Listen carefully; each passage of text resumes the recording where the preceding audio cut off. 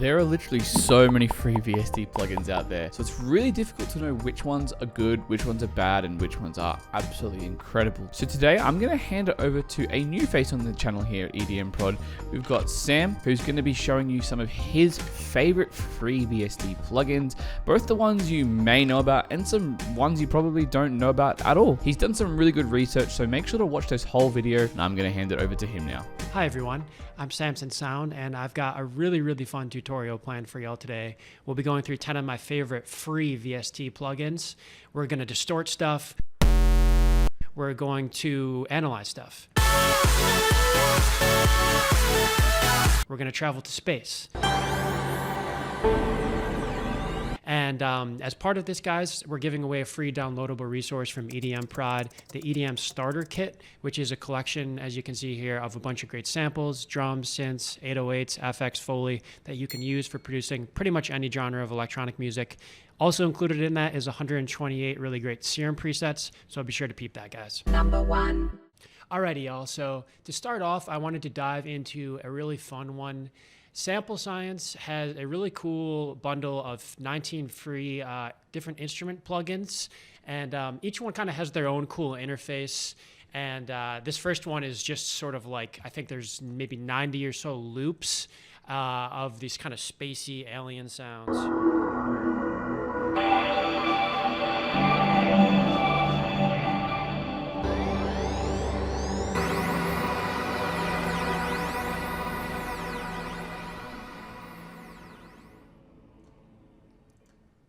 This one right here is Toy Keyboard. Let's see how this sounds. I like how you can, as I mentioned, each one has their own interface, so you could quickly make it your own, maybe add some reverb, some chorus. Maybe we'll play this one with synthetic vortices and see if we can get some sort of cool intro.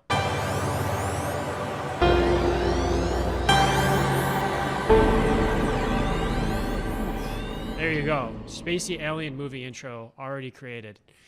Yeah, like I mentioned, there's 19 or so. This next one is called Oberon, and it has some sort of old school type basses.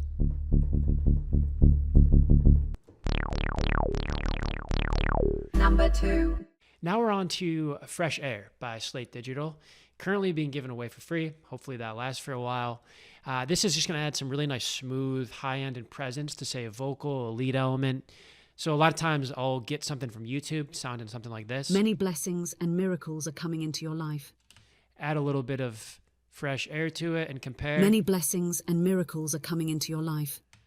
Add some reverb, and I'll turn fresh air off just so we can compare. Many blessings and miracles are coming into your life. Turn it on. Many blessings and miracles are coming into your life.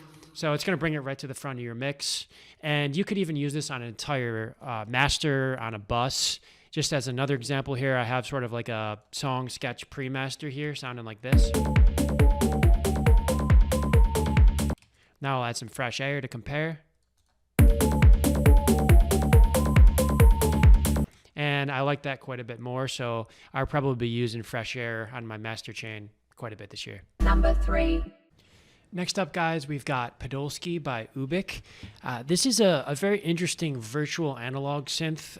It's a little bit older, but it has some pretty cool presets that, with just a little bit of tweaking, you can get a pretty unique sound. And so I will show you guys one of my favorite ways to use the synth, which is to turn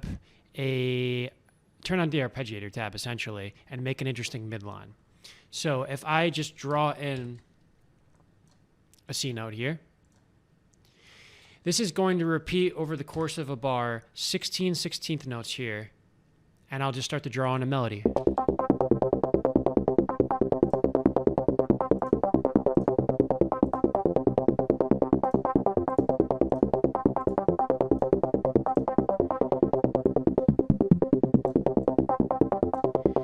And then I will duplicate this. I'll first call this one our ARP line, call this next one our acid line, definitely feeling an acid. And we will grab a different preset. Again, turn on the arpeggiator. However, this time we are going to have it repeat instead of every 16/16 notes over the course of the bar, it's going to maybe repeat every 7/16 notes. And we'll start to draw on a different melody to get sort of a dueling polyrhythm effect.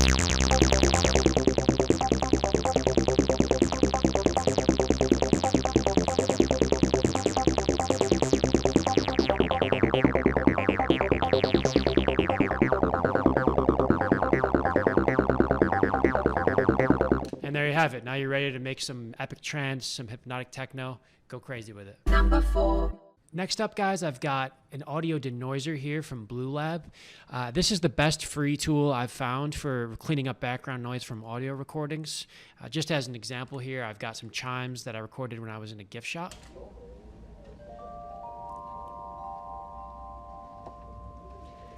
And let's say I wanted to get rid of the background noise. All you have to do is just loop the portion where only the noise is playing. Click learn and then click on learn. And then bring up the threshold until most of the noise is gone and listen back to your chimes.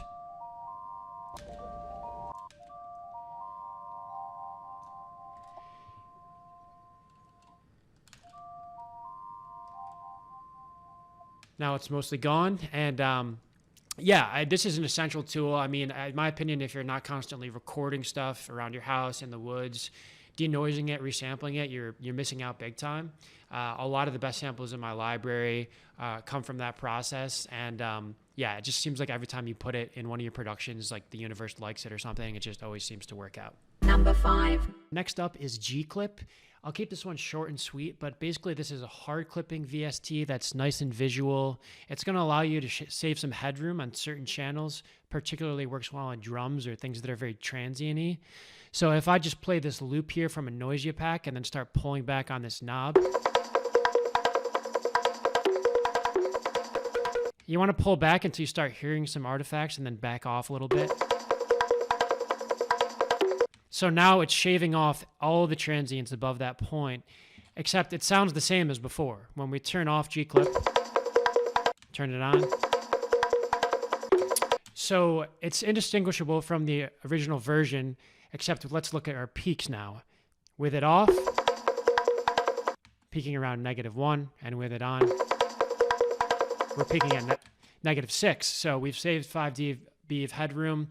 It's good to use this kind of hard clipping sort of in a subtle way in stages throughout your mix chain to help you get a louder mix. And obviously you don't want to overdo it and push everything too hard or you'll have a squashed mix, but hard clipping is a great way to save headroom. This plugin is very easy to use. If you want something with a few more features, Standard Clip is a pretty good paid version. Number 6. We've got M Wave Shaper here from Melda Production, which is a really powerful sort of free-form wave shaping distortion VST. You can draw in pretty much any curve you could imagine. And if I just, maybe reset this and then loop this nice clean 808 here from the pack, start to draw on a point, thicken it up, add some mids and highs. And if you add a point and right click, you can choose from all these interesting different curvatures. So maybe if I want to add some pulses and then hold shift and drag to maybe add some noise just to the start of the sample when it's loudest. I like the random idea better, so let's go back to that.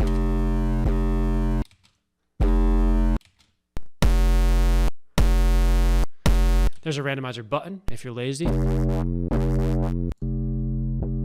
And then you can save any of the options that you like to these 8 different slots and A/B test them. Guys, I think really the best way to use this plugin is just to fatten up any of your elements. So as an example down here, I have some basic intro drums sounding like this. And then in this next section, I've added a little of M Wave Shaper to the clap, so it's a little thicker now. And then in the final section, I've added some wave shaping distortion to the kick. So with it off, it was sounding like this. With it on, now there's a nice clean bass layered on it. So if you wanted, you could pile it on over time, some wave shaping distortion to increase the energy of your track.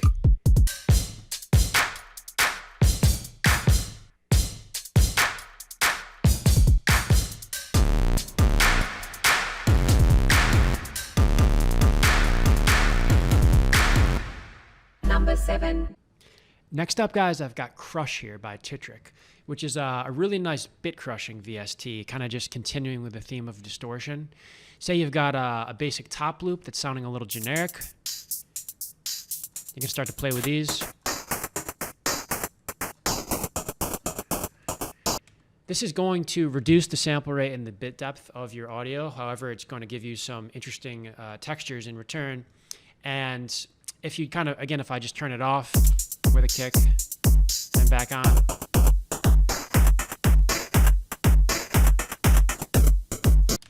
you can add some movement as well using the LFOs here to the amount of bit crushing over time. And I really think the best way to use this is to just sort of paint an entire landscape, an entire texture. If you're going for a certain sound like lo-fi house, chiptune, that old Game Boy sound, bit crushing is perfect. I've got one of my old tracks loaded up here called Didgeridoo Chiptune, which was in a chiptune inspired house track. Essentially, I just threw Crush onto a bunch of the channels, the percussion, the bass, and see if you can hear it in action.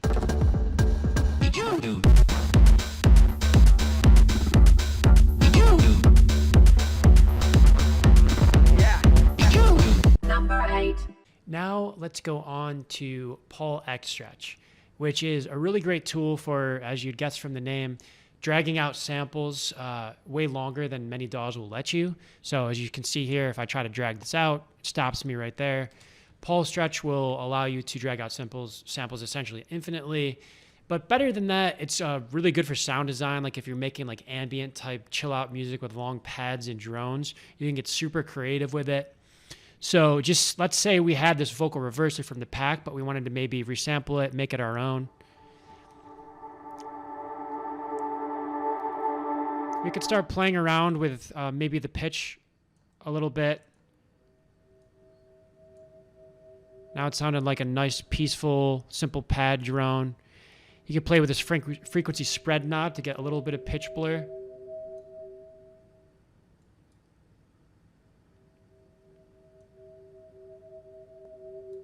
There's a binaural beats button if you're making like meditation music, which is nice.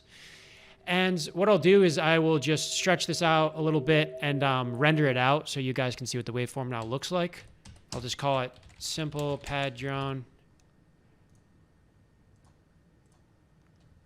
Sometimes it will take a little bit to render if you make it really, really long, but definitely a great sound design tool. So let's find this in our library, Peaceful Pad Drone. What did I call it? Peaceful Pad Drone. There she is. And drag it in, and let's see the waveform here. It might take a second to load since it's kind of a long sample now, but see how long this is, guys. We couldn't go past the 17 mark, and now if we wanted, we could have this kind of background pad going for, I don't know, 30 minutes. So if you're making a 30-minute EP, you could have this playing in the background the whole time.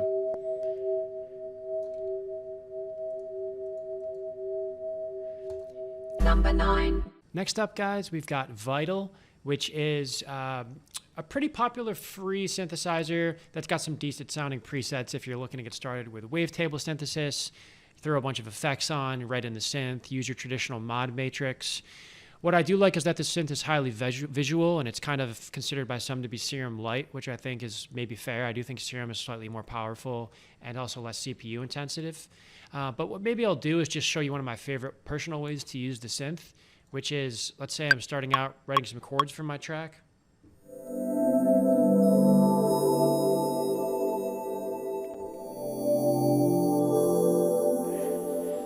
What you can do is then search for this text to wavetable function.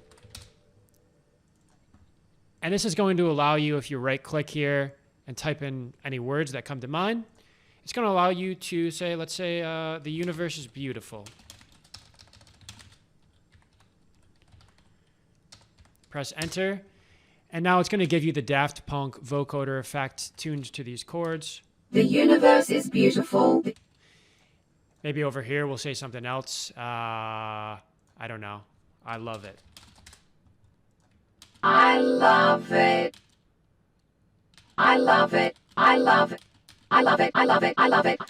And there you have it. It's, you know, as you can see, it's showing you kind of the visual feedback as you work, which I think if you are starting out, just starting out, having the visual feedback is so clutch, guys. I would not recommend getting a synth where you go in and there's no visual feedback at all, because I just feel like if you start with something like this or Serum, it's just going to help you make those neural connections that much faster when you see what a knob is actually doing visually in a synth.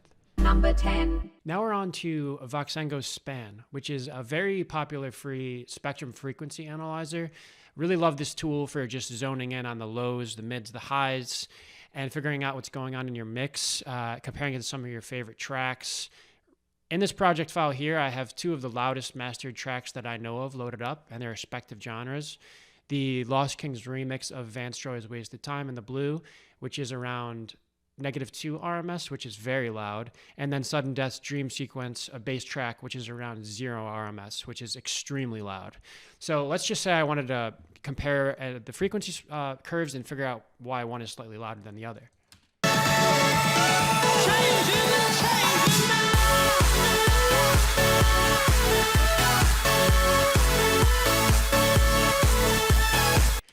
I noticed that the lows were peaking around -3, the highs maybe -36. Now we'll listen to Sudden's track.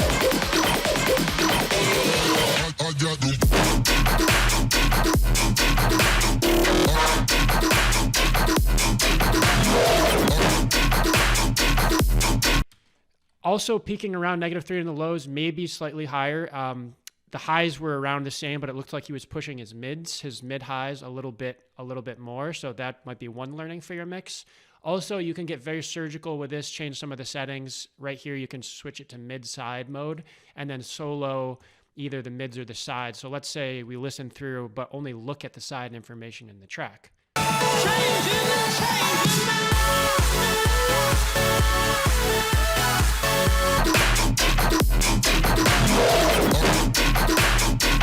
So right there, you can see Sudden Death is pushing his highs on the sides slightly more. So maybe that would be a learning in the mastering phase of your track.